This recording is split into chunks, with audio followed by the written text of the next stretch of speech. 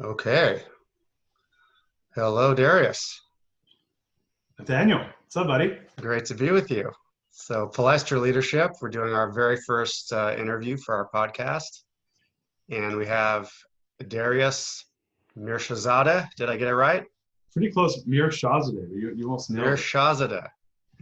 And Darius is a conscious capitalist, core value driven entrepreneur. He's a CEO, multiple time CEO. He's now an author, has a forthcoming book on core values. He's a board member, he's an advisor, he's an author, and just an all around great guy. We met through Marco Garganta from Twitter, Marcana Plus Plus fame. And I'll tell a brief story here to kind of tee up where our conversation begins, which today will be on Forum, bringing Forum into your organization. So for those of you who aren't familiar with what Forum is, the Entrepreneurs Organization, Tech, Vistage, or YPO, Young Presidents Organization, Darius will talk to us a little bit about what that is as a peer learning structure for executives, and then how he's brought that into his company to do what we're most interested in, which is help people grow and develop people. So Marco, who's a client, wanted to introduce me to his EO forum. Uh, Darius is a member in that forum. And it was last September, Marco suggested a certain weekend. And I said, I got every other weekend. This is the one weekend I can't because I'm co-leading a course at Esalen. And he said, wait a minute, what course at Esalen? Because the whole forum just signed up for this course on men's work, evolving masculinity. And I said, well, that's the one I'm co-leading. So Darius showed up with his whole forum and we got to meet in advance. We had a fantastic conversation about what is happening right now. This convergence of group work, in this case, men's work, with you guys as an EO forum, and what is wanting to happen here? What is Forum 2.0? Well, what's the next level? So we talked about that, and then we talked about, well, how do you bring it in to your business? How do you bring some of these things that executives have access to? They get to boondoggle or go away and be with other CEOs. But then the next step is, how do you bring that back home for your people to grow? So that's where I'd love to start off. And maybe Darius, you could start by telling us what the name of your most recent company was, and how you grew it, how many people were there when you transitioned, and so that people get a little bit grounded in your business context. Yeah, no worries. Well, thanks for having me. I have some background noise, so if it's noisy, let me know. I'm trying Okay. to deal with that. I actually just exited my company. It's the name of the company is The Money Source, and I was CEO of the company from 2015, January 15 until November, end of November this past year, 2019. And yeah, when I got there, it was founded by my business partner actually in 1997. But when I showed up, it was a fairly small business. I think we had maybe like 30, 40 people. It was just a small mortgage lender, and we had a really nice run. We grew the business from, like I said, around 30 to 40 people to almost 1,000 people in 3 years. Wow. So yeah, it was. I had not done that before. um, I consider myself a high growth CEO. In 2003 to 2006, I had founded a business that I was the 40th fastest growing privately held company in the United States. It was number 40 in the Inc. 500. And back then I was a very young and inexperienced CEO. And that one we grew from pretty much myself to about 150 people in 3 years. So this was a new level of growth I hadn't yet experienced. And it was taking an organization from really a small company. So I always say I can take a company from startup to scale. And I think when you have a small business of a couple dozen people, and you're taking that to multitudes above that up to almost 1,000 people, it really just has a different level of needs and requirements, multiple levels in, right? And I would joke that when you're doing it in that short of a period of time, you're basically running a new company every month or two. Nice. And so it takes probably there's probably 10 different types of CEOs to run that type of an organization. And so myself being the CEO that grew the organization during that time, it really, I had to be pretty flexible. And one of the areas that really we kind of hit on when we met at Stagen, or excuse me, at Essalon, was this idea of having a forum within the organization. And So for the so, people that maybe they don't have no idea what a forum is, could you explain what a forum is and maybe where it comes from? yeah, so I got introduced to forum in 2006, and I was at this, I got, well, let me back up. In 2005, it was a Friday night. I'm sitting at home by myself, and I was literally getting, I have no better way of saying this, getting my ass kicked in my business. I had probably around, I don't know, 50 or 60 employees, and I had literally grown in 18 months from about 0 to about 50 to 60 headcount, and I had no idea what I was doing. And the resources for entrepreneurs back then were pretty minimal. Very, very different than today. Today you have the Y Combinators, and you have a huge entrepreneurial ecosystem to support entrepreneurs. And back then, it was just very different. And so I was 27 years old. I didn't know, and all my friends had jobs. Nobody, it wasn't like I was a bunch of founders for me to go talk to about growing a business.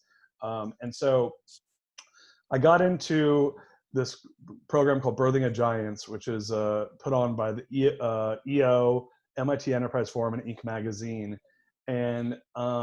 And when I was there, I was the only non-entrepreneurs organization member.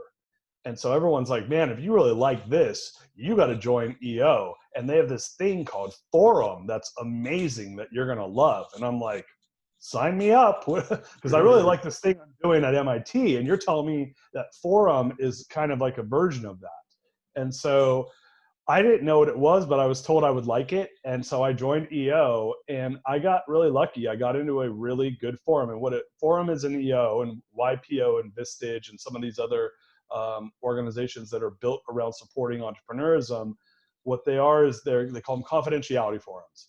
And they're peer-to-peer learning groups. We get together, we support each other. I jokingly say that they're like a self-help group for entrepreneurs, but it's a half joke because it's very, very true.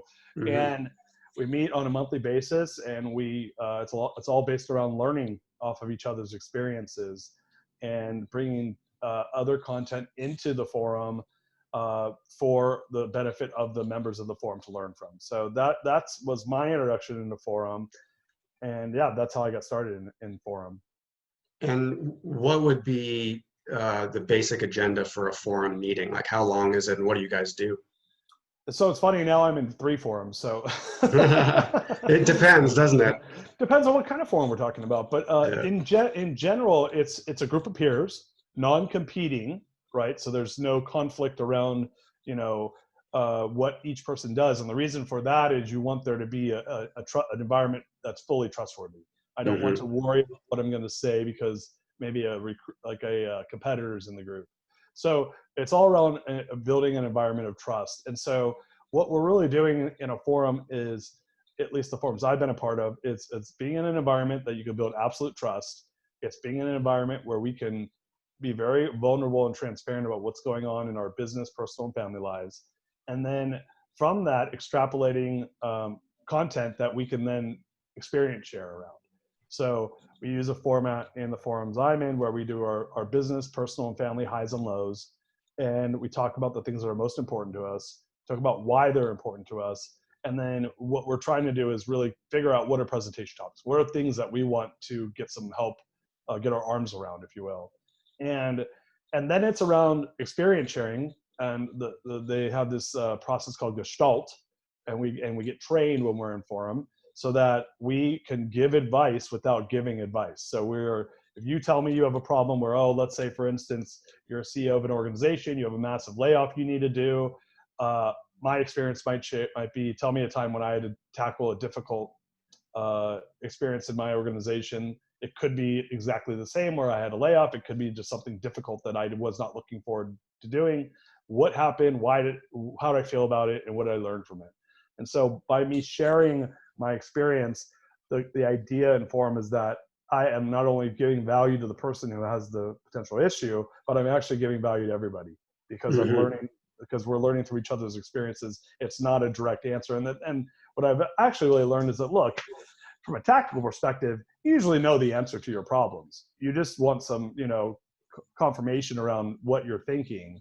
And if I tell you, hey, Nathaniel, you should do this, you're going to say, let's say you go do it and you do it wrong or it doesn't work for you, then you could blame me, right? If I experience would share with you, you're going to take from it what you will. And I found over, I've been in forums now for 15 years.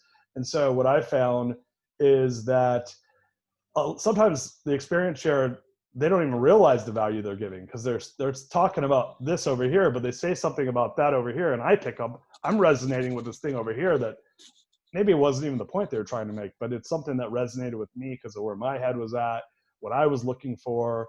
And so it's really interesting. And I've also been in forums where I hear experience sharing happening and I'm not even the one presenting, but someone presents they're presenting their experience and I'm one of the peers listening. And that reminds me of something I'm dealing with. Right. And so it's all around experience sharing and learning through each other's experiences. That's the premise of a confidentiality forum. Mm-hmm. And so that's the presentation. There's a fishbowl, there's one person presenting, and then each of you guys are asking questions, sharing your experiences. So that peer advisory environment. And how much would you say is professional versus personal when you're presenting? It's mixed. I'll say the longer I'm in forum, the deeper the trust gets, the deeper the trust gets, the deeper we tend to go. And so I would say it gets more personal the longer you're in a forum because we kind of learn each other's businesses over. I mean, if you're in a forum, I've been in a forum for almost 2 decades, right? Wow. Yeah. Like I know their business. I know different iterations of their business, So there's not a lot to talk about there. And they know their business better than anyone. So a lot of times what you start to learn is that people are people and how they're feeling personally affects everything in their life. And so there's no answer I'm going to give them in their business more than likely from a tactical perspective, but how they emotionally handle these issues is where we start to as we peel the onion away and we're able to get more and more vulnerable and have more of a transparency around each other's experiences. I can give value in a way I probably couldn't to a new person in a forum or a person that's been in the forum for a shorter period of time because I just don't know them well enough to pick up on patterns I've seen them talk about. And so we're able to go so deep that we're actually, I'll have a conversation with someone and say, hey, I remember when you brought something like this up 8 years ago. Mm-hmm. So and so that's, and back then I remember hearing that you felt this way. Did you feel that way? And they'll say, yeah. And they'll say, well, here's the experience I had when I went through the same thing you're going through 3 times over and had that pattern in my life. So we just have more context around each other's experiences. So so I would say that when you have that context, what we tend to figure out is that most of the things that are bothering us in our lives are the tactical, the way they represent themselves might be on the surface at the business level, but generally there's something way deeper and it's always personal. So we end up doing a lot of personal sharing around how we're affected by our emotions and how we're triggered. And it's pretty cool to see it. Because that common denominator between at home and at work. Yeah. I mean, it's funny, we're talking about my book, briefly, as sometimes when I'm helping friends or CEOs figure out their core values, they'll say this thing to me that I laugh at. They go, well, is it my family values or my business? Is it the way I act at my family or my business? And I laugh. Exactly. Right. I'm like, what do? Put on the mask and all of a sudden you're a different person? So what do you say to those CEOs who maybe they're coming in the door with that perspective, like, oh, I don't bring my personal stuff to work? What would you say to someone like that? I think they're lying to themselves, that it's impossible not to. I think that they may not talk about it. That's different. How you represent it is not how you feel about it. So I think that by saying you don't bring your personal life to your business I think it's dishonest. So then what if I say, well, I'll give you that, but that doesn't mean maybe I have other personal resources. I don't need a process that way at work, or I don't need to, in a business forum, to bring that stuff to the table. What would you say to that? So are you talking about someone only wanting to talk business at a forum versus talking personal family? Yeah, let's start there. Well, so what's funny is when I've done forum in my businesses, I generally don't do the personal and family side of it, just because I don't have. It takes so much. I don't start with that. I go there as time goes on, and it's based on the vulnerability of the group, how vulnerable they're willing to be in front of each other. The more trust there is, the more willingness I have to take them there. In a CEO group, also they work with each other, so there is a more at stake, I guess, because they're around each other a lot more. In a CEO group, we're in non-competing businesses. Everyone's a peer without question, which is a little harder to do in a business because it may not be. I mean, if it's big enough, like I was successful in being able to have peer groups based off of position because I was running a large enough organization. So I kind of just curate based on the group, and I like baby steps. So in a non-CEO setting, I'd say, well, maybe you want to just stay at the business level and build some trust before you go deeper. On the CEO level, I think it's laughable because I think you're not going to get much out of it. I just don't. Well, I just and don't so want to that do to it. say, if people come in with a certain level of comfort, no one's pushing them into the deep end before they're ready. It's always pass or play. Yeah. So again, it depends on what's at stake, right? So in a CEO group, when it's non-competing, they're there for support. Um, and at least the groups I'm in, we have core values around what it takes to be a part of the group, and a big part of that's around bringing Uh-huh. your authentic self. Like, you need to bring your authentic self. What I say is that's a choice that business gets to have. In some organizations, if you show up as your authentic self, you may not be a good fit for that organization because they want a very professional, they don't want to know about your personal life. They want you to, business is business and family and personal is separate, and that might not fit with the culture they have. I think you got to know that going in. Now, the way I fully don't like that in my businesses, because I want people to come and give me their all, right? And Hmm. they can't.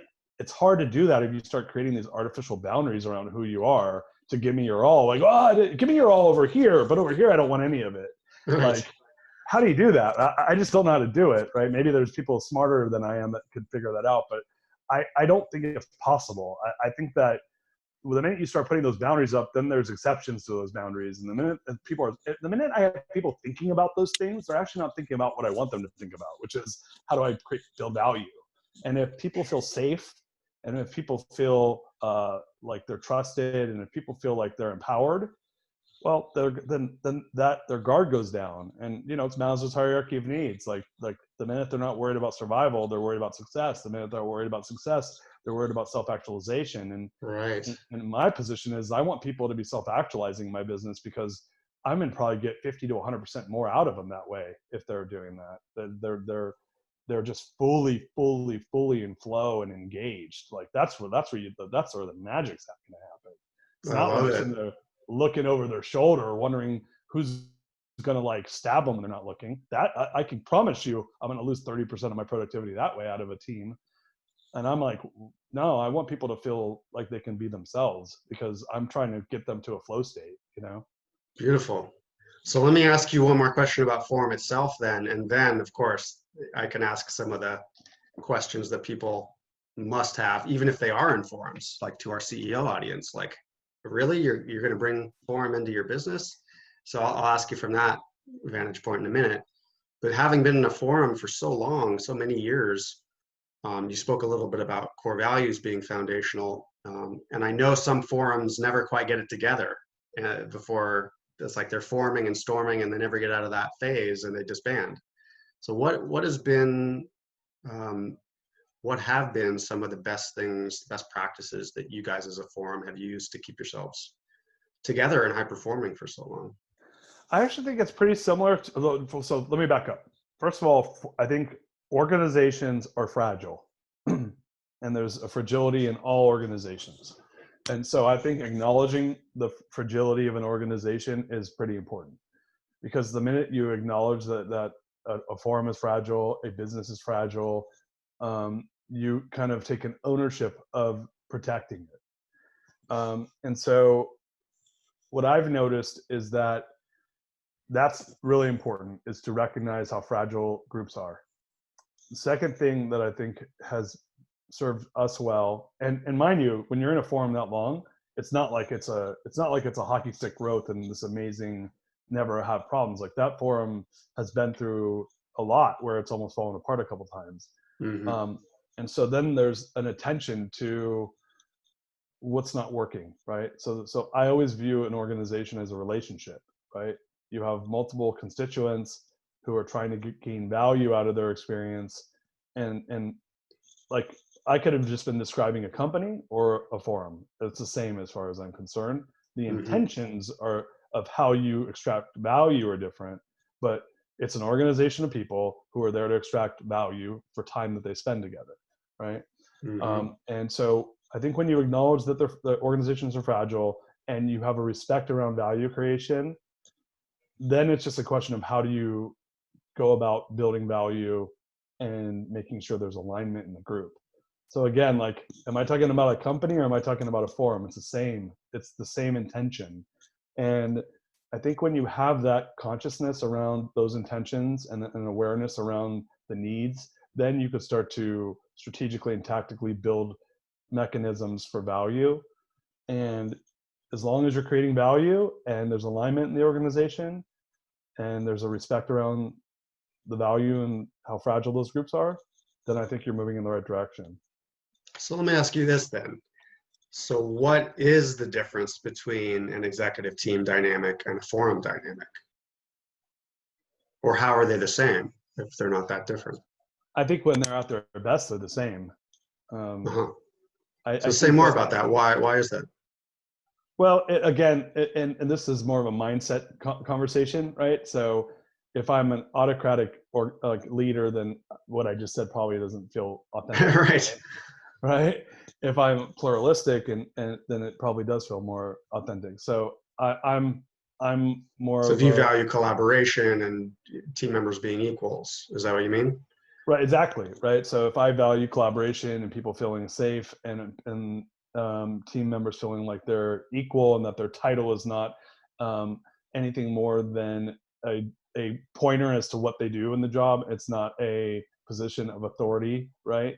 And Mm-hmm. so I think that when you come from a more traditional mindset or more um, aggressive top down autocratic mindset, that people tend to want to have hierarchy, position equals power, power equals authority, authority equals value, and they get what they're going to get out of the organization. And it's kind of all about them, you know. Um, I just don't think I don't think that's the best way to maximize value from my own position. So if the job of an organization is to maximize value, then I think that they just need to be honest about how they're going to get there. So for me, it's around, I think forum is a very good structure for collaborative environments where it's more of a pluralistic environment, because I want people to feel safe. I want them to learn from each other. I want them to put their guard down. I want them to be their authentic selves, and I want them to give value to each other. They can't do that if they're worried about what the other person's thinking, because it might have ramifications for them on their ability to grow in the organization. Or let's say the boss is on the call and he or she takes what they say the wrong way, and now their career shot, So Exactly. Yeah.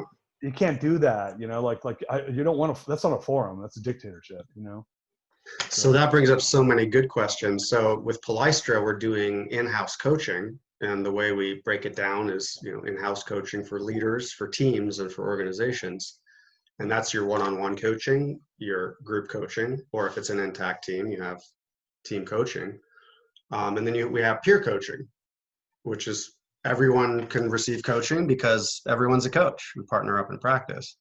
So that's where my curiosity is. It's like coaching is so popular these days. But what you've described with forum, where you're actually advising, it's like peer advisory in a way. We're told not to ever give our perspective in coaching in some sense. You just ask the questions and the client finds their way, does their own self-directed problem solving. So Right. when you were coming back to your organization to say, or to evaluate strategically, like what's the best way to develop my people, what would you say is the difference between forum and something like a group coaching experience? And why did you choose forum over coaching?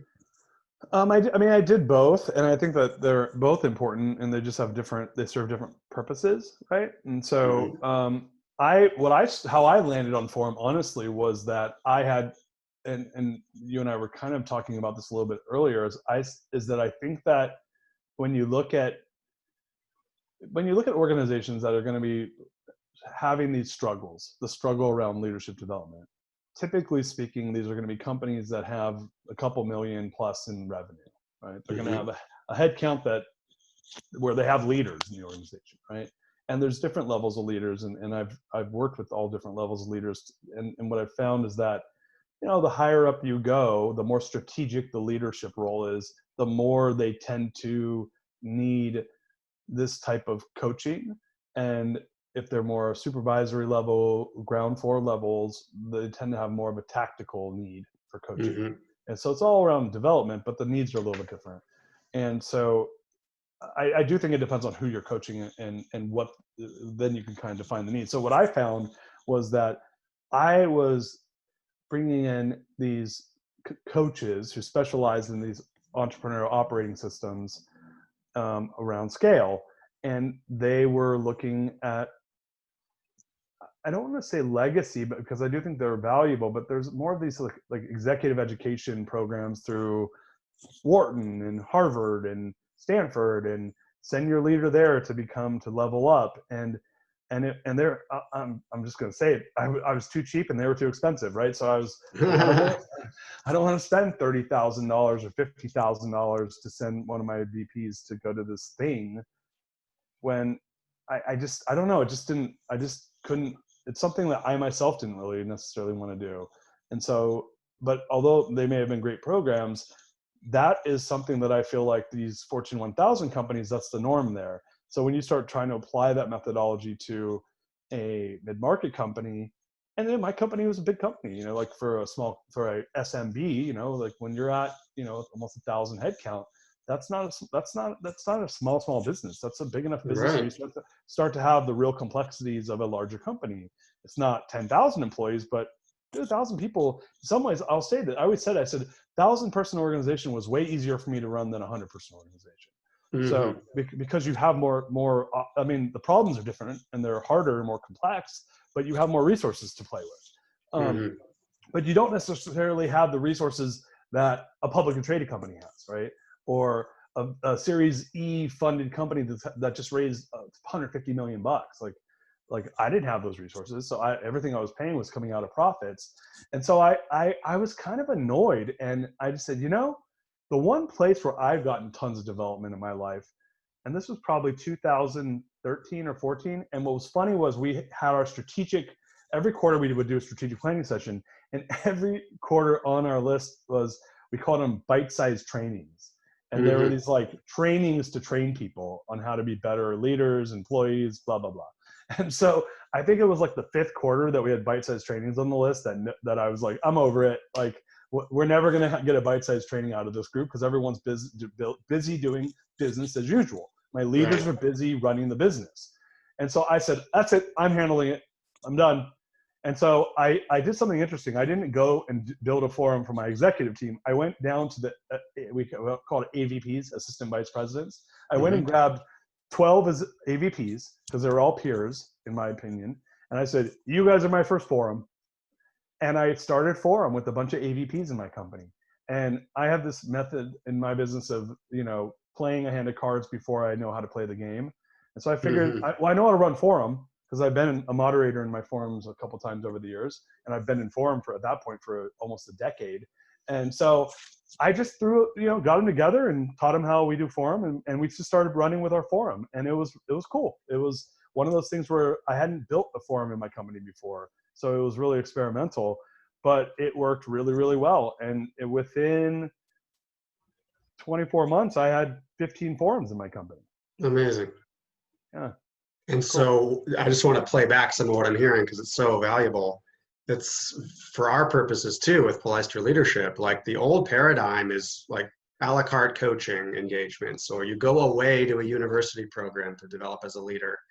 but then you come back to the same systems and culture that you left behind, and you're a little different, but then there's that gravitational pull of the existing culture, and things change for a little bit or not at all, given that. So I hear that, like, hey, how do I develop people at a cost appropriate level, but then also at scale, because you also can't afford that for 1,000 people.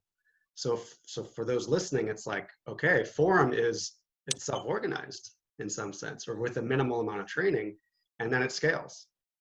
Yeah. So before I did Forum, there's a group called Gazelles Institute, and I know the guy that runs. His name's Daniel Marcos, and they have a bunch of books. I know Daniel as well. Yeah. Yeah. Okay. So I was just talking to Daniel last week, and so they're trying to build a bunch of courses and stuff for their different organizations. So I was a scaling up client, so I got access to the Gazelles Institute, and so before I even had forums, I would have the leadership teams. We watch like a 1 hour, live presentation, or not live, but a recorded presentation of someone who wrote a book. So let's say the guys that did tribal leadership. Well, this month we're doing tribal leadership, and I would break everybody up into groups, and we would listen to the 1 hour thing. They had an option to read it if they want to do, and then I would come up with a few questions, and we'd have a group discussion. And it was cool, but it was there was no kind real of book club sort of flavor. Kind of a book club, but this was my first attempts into leadership development, right? Mm-hmm. And what I found though was we weren't doing anything with the content. It was just something to learn from, right? Because I'm a learner, and I was experimenting with how do I do leadership development. So I did that first. I did that for about a year, and then I started the forum. And then I merged the two together, where I was like, well, this is a great conduit for me to bring content into. And so I started bringing, so I did a combination of a traditional forum where we're giving updates, we would do presentation topics, and we would do a learning between each forum. And some of it was coming from Gazelles, and some of it was stuff I was curating outside of the Gazelle stuff. So I'd find an article I thought that was interesting, that supported something we're working on in the business, that was cultural or organizational development or leadership development. And I started introducing content. And this is where I think that working with a group like you guys is really interesting.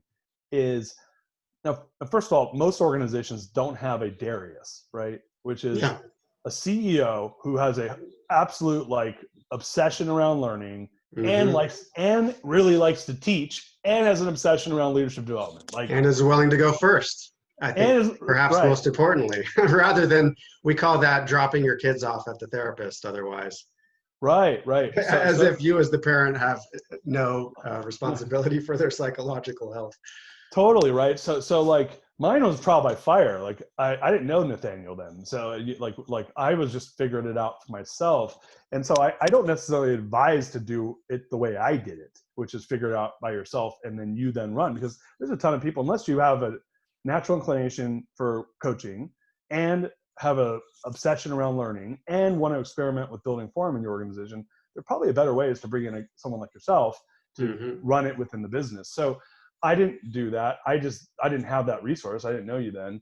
And so for me, it was experimentation. And I will tell you, which is where this all comes together, was where I thought I got the most value out of the forum was when I went through Integral Leadership Program, and then I brought that content in, which is obviously something that you know a ton about, right? Yeah. So that's the program I coached for 6.5 years.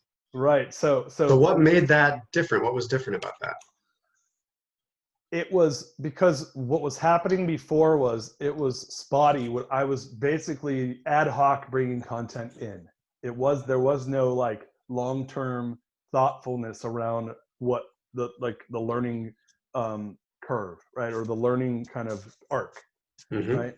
So what was interesting with ILP when I got a hold of that content was, and again, it was a ton of work for me to do it, right?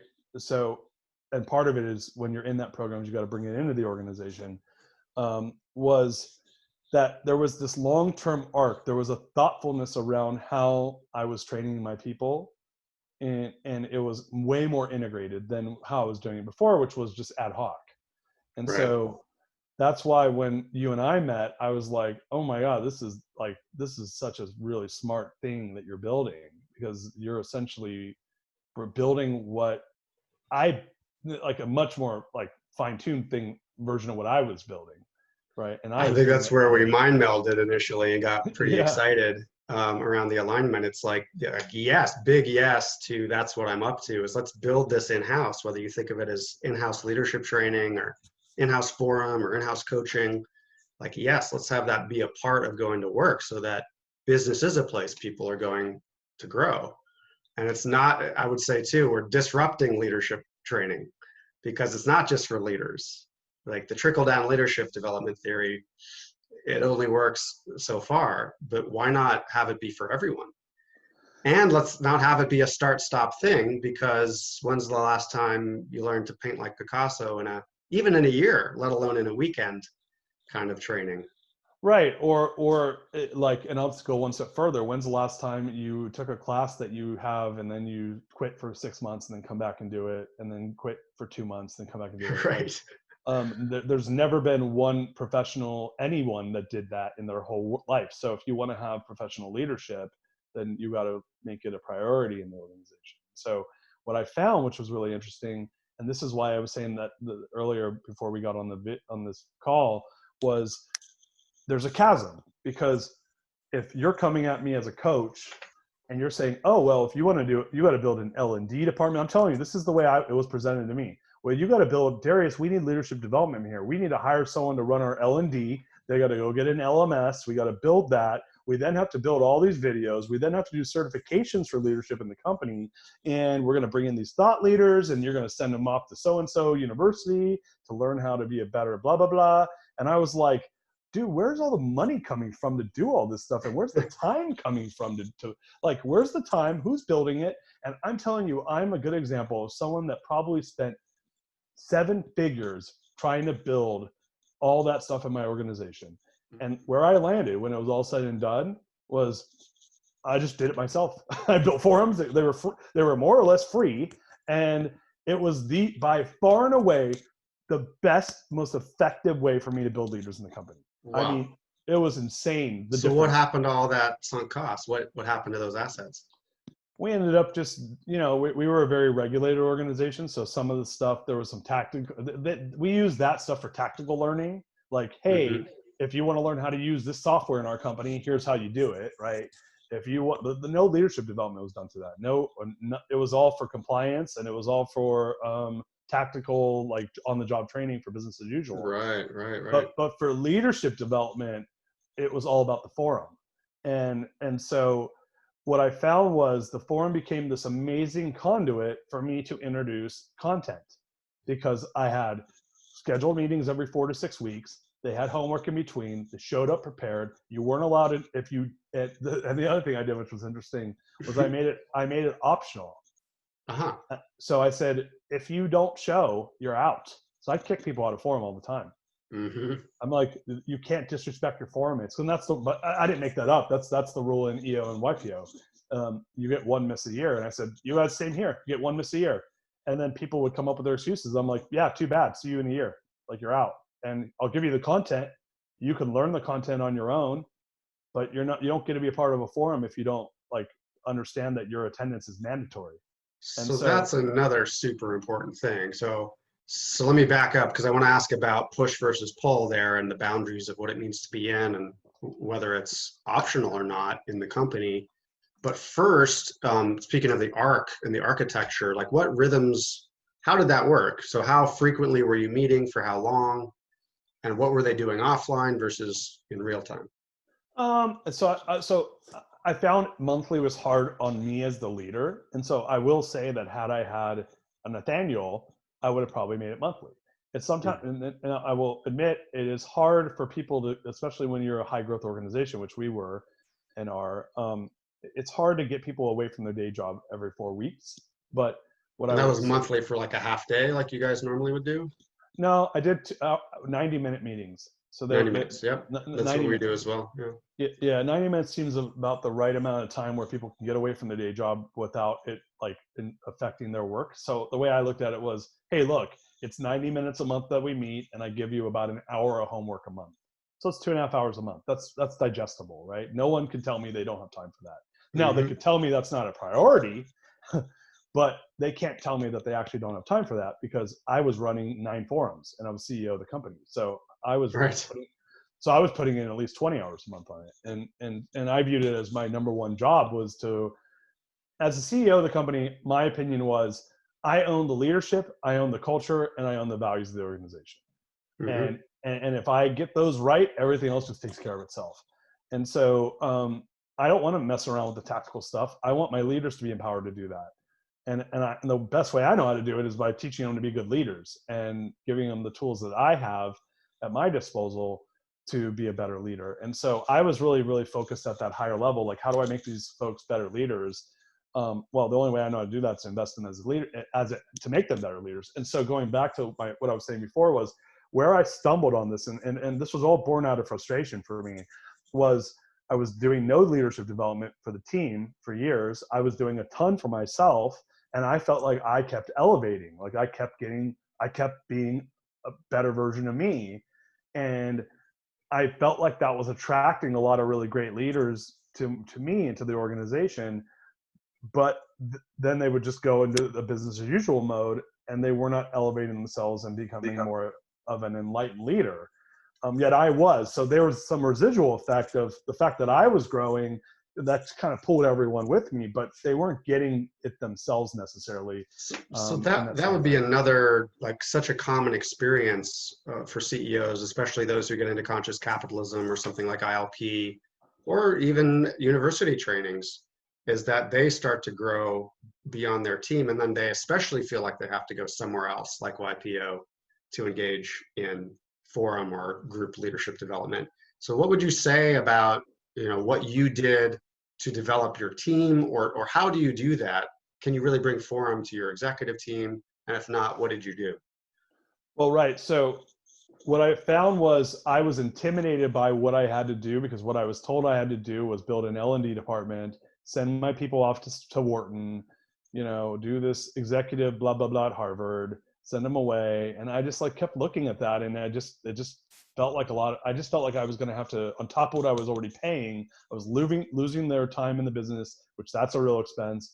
And I was actually having to spend tens of thousands of dollars per person to get them to elevate. And I looked at that, I said, well, how's that scalable, man? Like, I'm going to be spending, hundreds of thousands of dollars. They're talking like in my organization, we probably have, I'm not kidding, 100 managers, you know, Mm-hmm. uh, walk me through that. Like, what am I going to spend $3 million a year? And I mean, I'd love to have that much extra slush fund to throw around, but I wouldn't probably do it that way.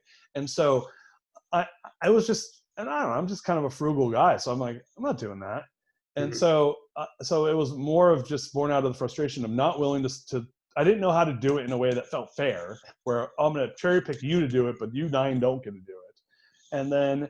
And then I didn't want to spend the money on the 10 to, it's just a bunch of frustration there. So what I ended up doing was, but let me back up though. I'll say I was like, look, I know I have to invest in these folks to elevate them, and that's how I'm going to exponentially pay dividends here, is by getting Right. my leaders to be way better leaders. So when I started, so again, I rolled it out at the lower level, and then I brought it up, and then I just built a bunch of them. And I started doing a few things. Number one, I made it non-mandatory.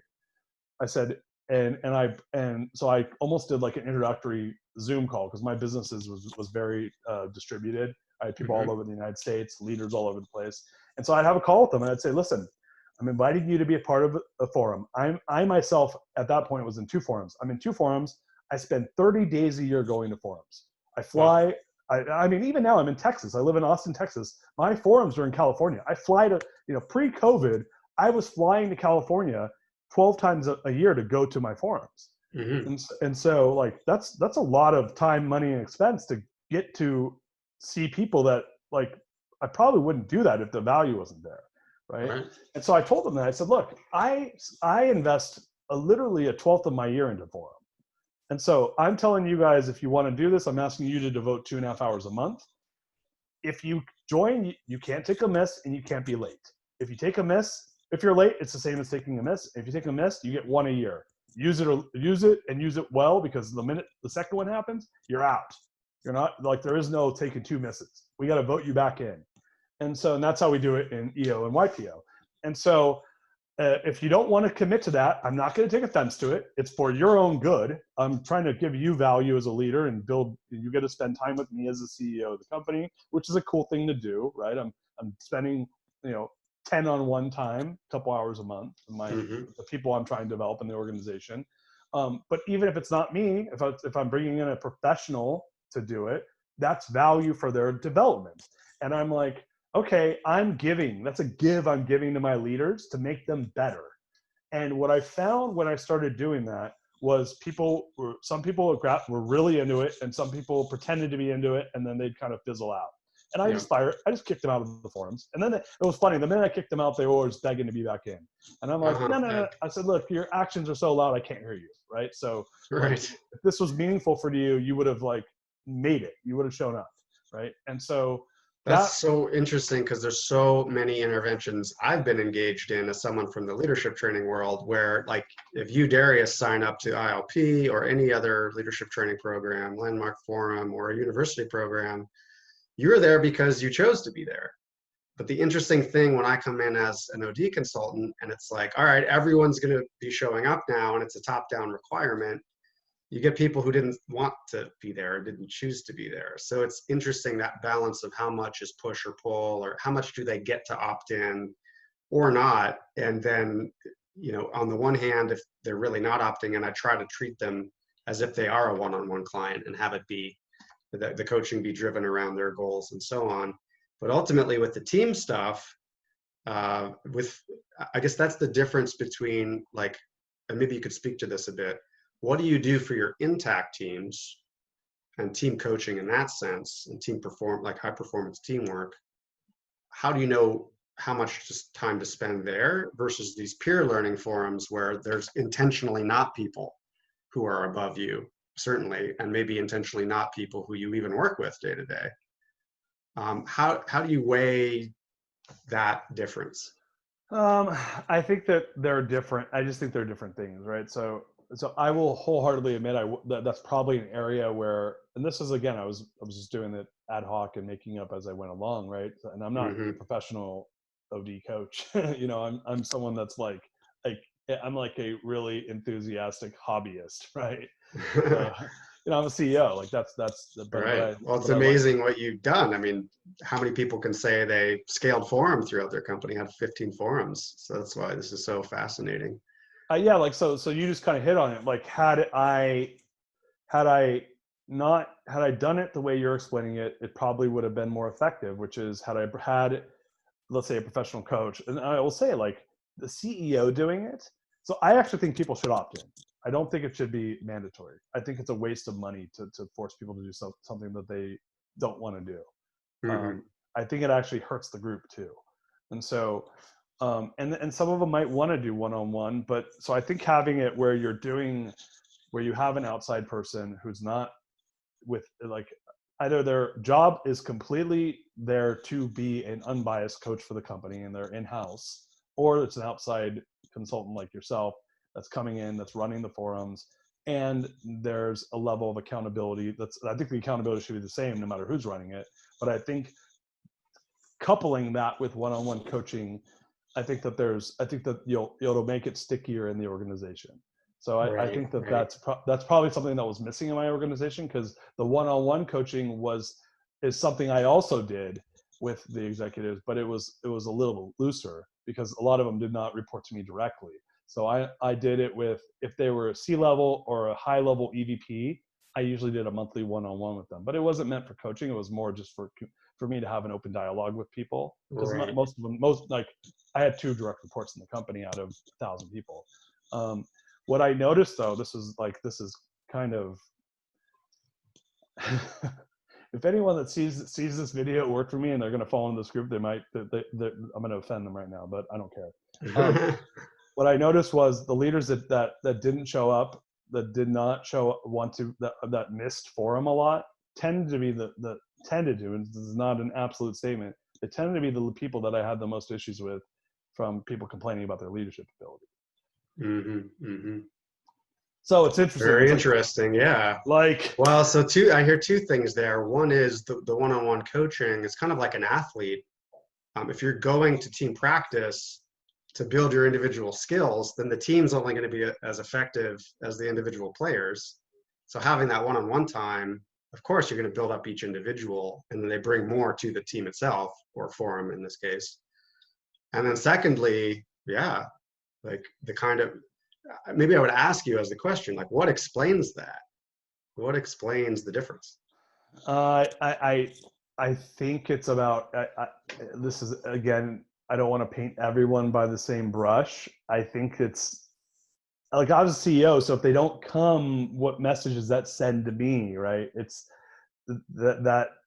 it's a pretty like direct statement of what they find important and what I find important, right? So maybe And that's the segue to values. So for me, there's a huge difference. And the reason I want people development to even have a seat at the executive team level is that development of people becomes part of the business strategy. It's part of your core values. So I know that's totally up your alley. So how would you explain how you use something like this to initiate culture change or uphold a certain kind of culture? I just view this as like one part of it, right? I think culture change there's a lot of ingredients for culture change, right?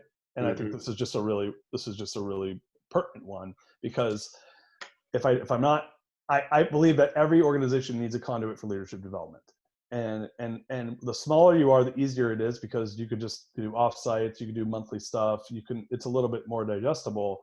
The bigger it is, then you got to build scale around it, and so that's a little more complicated. But what I was going to say was, I found myself, and I think a lot of leaders do this, because it feels overwhelming, they're like, well, I'll do it when we make more money, or I'll do it when we are at X. They pick a fake size, right? And they're like, when we're this size is when I'll do that. And the funny thing is I remember thinking that way when I was running a $2 million business, and I felt that way when I was running a $9-figure business too. The feeling never changed. So I don't think it's a number that changes it. I think it's a mindset, because the percentage of your profit, it's probably bigger when you're smaller, but the effect of it is much bigger too. So you get a much bigger bang for your buck when you're a small company investing in your folks than when you're a big company. You have a lot more. Like when you're a big company, like when you're a 1,000-person company, I could be investing in my people left, right, upside down to Sunday. But if I have like actual, real organizational broken processes, that, like, it doesn't matter how much I invest in the leaders, like, I will not scale. Whereas when you're small, I can have a broken process and just throw bodies at the problem. Manpower will actually like fix that, because you have people wearing 10 hats, and it's almost like no one even notices it, because I got one person doing 5 people's jobs. So you get a little bit more elasticity out of people's like utility value when you're smaller. And so when you invest in them as leaders, you get more bang for your buck on it. But as a bigger company, it's an absolute for scale. Like, I can't go from 1,000 to 2,000 people if I don't make that investment at 1,000. And so, but people don't realize that, because they're like, because it gets overwhelming. They're like, oh, I got 80 leaders in the company. Well, how do I invest in 80 leaders, right, on a 1,000-person company? That seems so overwhelming, right? And my answer is 10 people at a time. Like, that was the way I did it, by the way. I built 10-person forums, and I just did it 10 people at a time. And it was, how do you eat an elephant? One bite at a time. And so I took that same approach, and I take that same approach actually with any change I want to make in an organization. Is I try to solve I just do it one person. I just do one little group, beta group. And then if I like it, I'll add 2. And if I like that, I'll add 4. And if I like that, I'll add 8. And I'll just keep doubling until, sorry.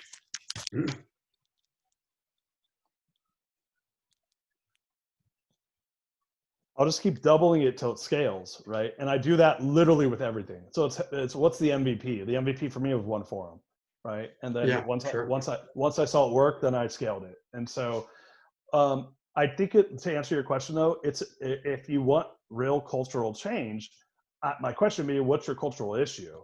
And then I can tell you how to build the cultural change. And I think that's tactical, because whatever your issue is today, you'll have a different issue tomorrow.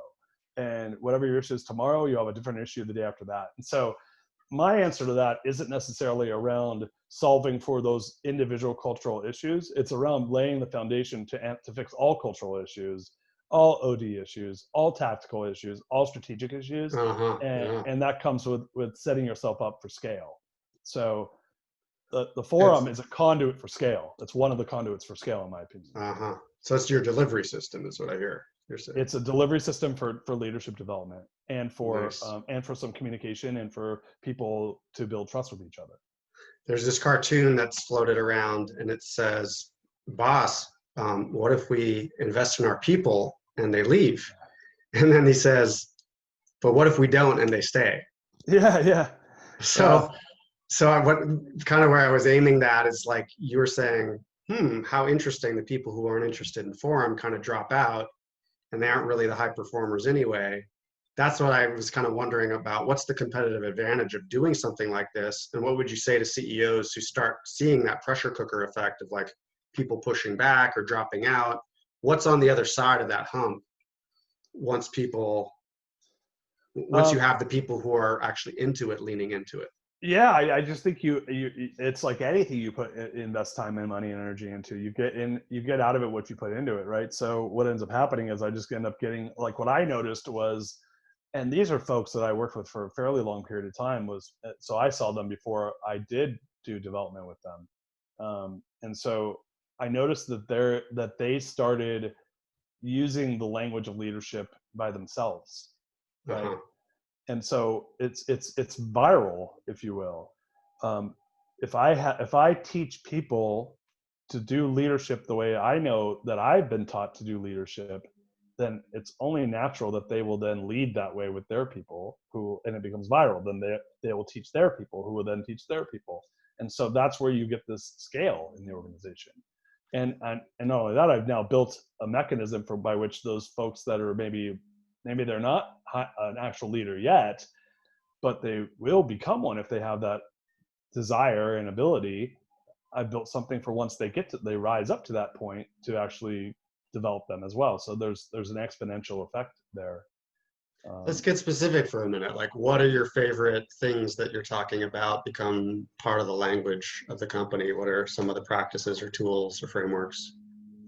Well, so like, I'm thinking of one person offhand, like when I said that, and I mean, there's two people actually. Well, actually, now I'm saying it, I'm thinking of a bunch of people, and they're all the best students of the forum, I would say. And so what I found was they just started, like, so there was other assets that we use for organizational development and for performance in the organization. For me, and I wrote a book on this. It's all around, I believe the language of an organization is core values.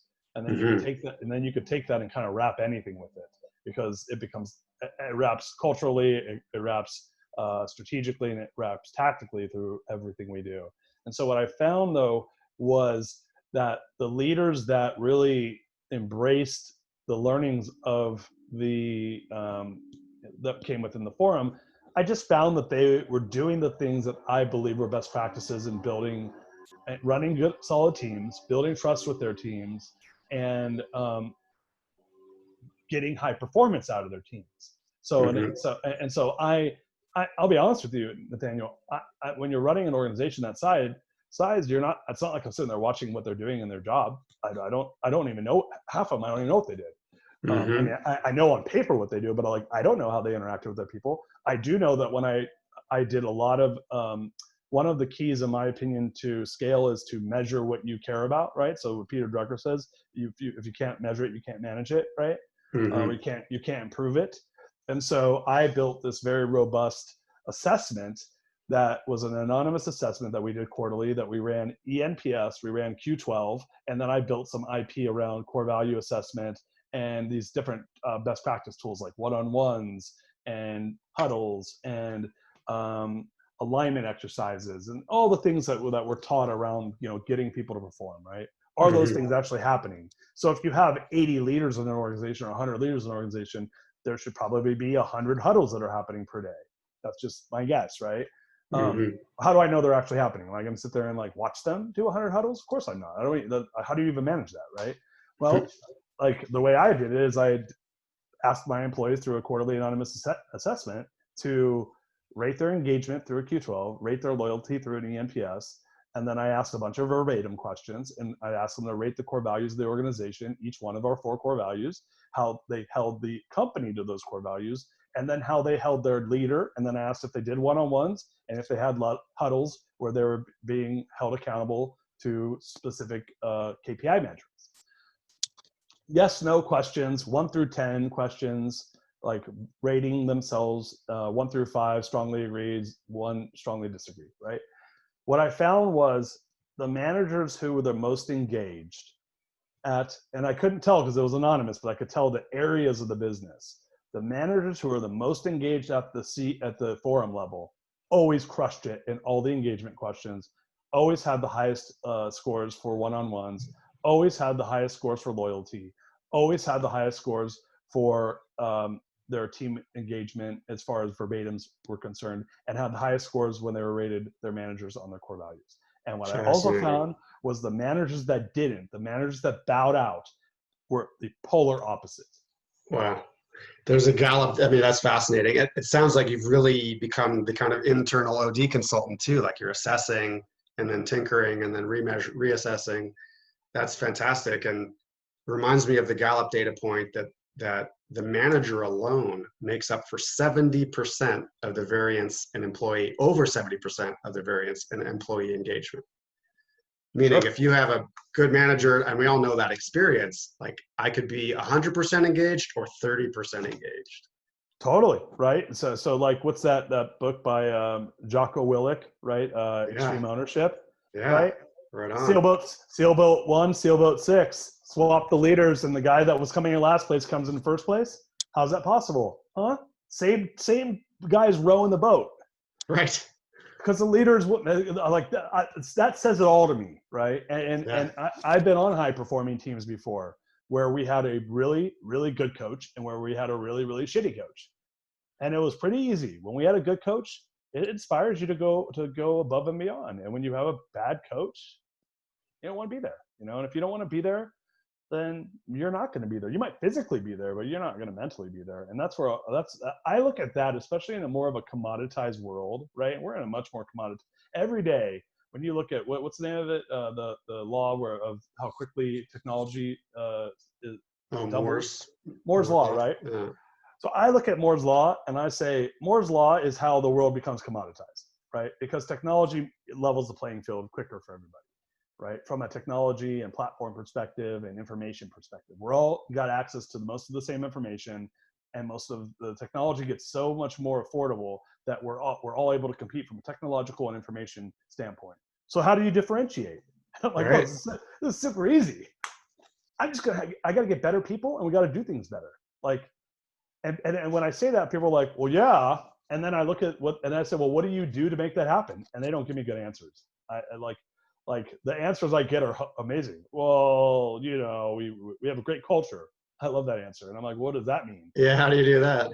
We have team builds. And I'm like, what does that mean? Yeah. Oh, well, I'll start digging, and I just piss people off when I start digging like that. Well, they should be lucky to have a job. You're right. I'm like, oh, I'm sure they're really the beatings inspired. will continue until morale improves. Yeah. It's like, exactly. I'm like, oh, I'm sure your team is so inspired. So, come on. So Darius, so what would you say to someone wanting to go on this journey and either get into a forum or bring forum or coaching into their organization? My opinion is that it was a secret weapon that I use to build leadership in my company. It's something that I firmly believe in, and I don't care what the size of the company is, that it's the most cost-effective way to scale leadership development in a business.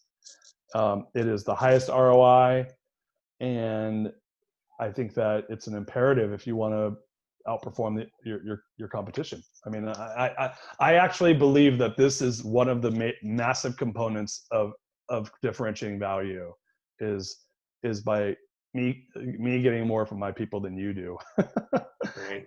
So like if I want to build value, it's really easy. And Gallup has data on this too, where it's, an engaged employee is 21% more productive. Well, I don't know if what the exact number is, but I think if you look at the average profit margin of a Fortune 500 company, I believe it's right around the same percentage. So I always say that's where all the profit is. Yeah, there's 24% or 26% more revenue per employee if you try to develop everyone in the company, stuff like that.